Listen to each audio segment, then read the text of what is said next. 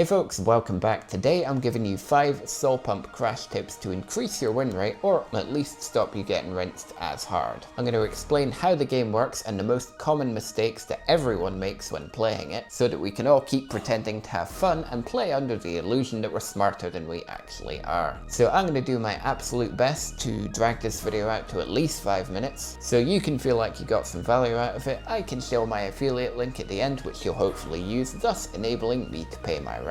So thank you very much for that in advance, and let's crack on with the video.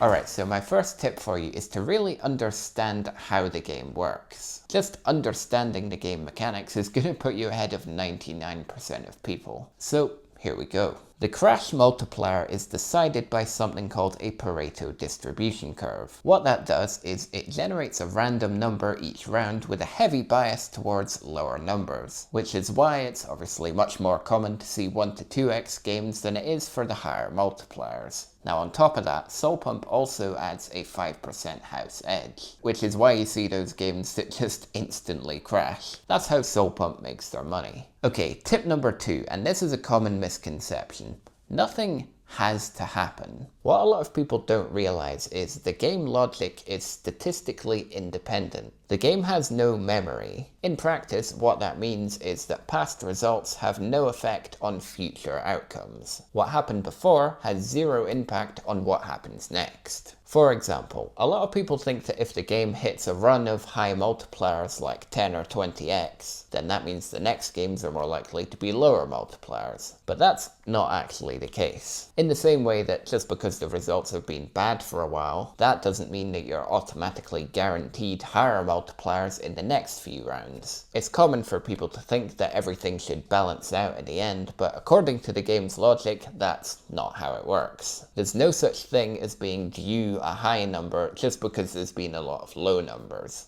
Okay, tip number 3. Another common mistake that people make when playing Crash is doubling your bet after a loss. Also referred to as the martingale strategy. It's one of the most common strategies that people use. And the way people get caught out with it is oftentimes in the beginning it seems like it's working great. But over the long term it's a statistical certainty that you will encounter a losing streak long enough to lose your entire balance. So not only is it not a winning strategy, it's actually one of the worst in terms of risk-reward ratio. Because after you stack up a few losses, you're then risking a huge amount of your balance for only a tiny potential gain. Trust me, I've tried it many times, it doesn't work. Okay, tip number 4. Now, this one might sound obvious, but hear me out. The way to give yourself the best odds is to play less rounds. Obviously, the game is statistically impossible to win in the long term. So the more consecutive rounds that you play, all you're doing is increasing the certainty that you lose. If you only play a few rounds here and there, there's a decent chance that you might get lucky, and if you do,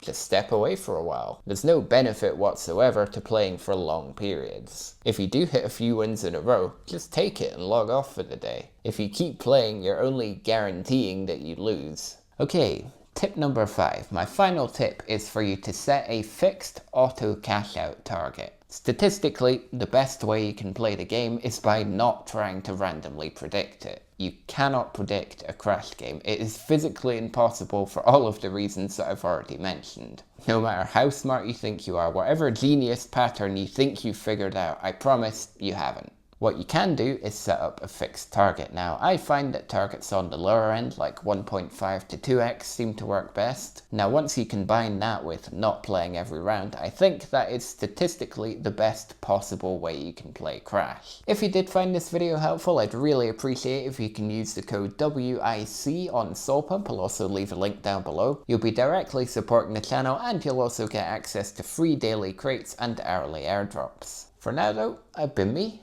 You've been you. Thanks for watching and see you later.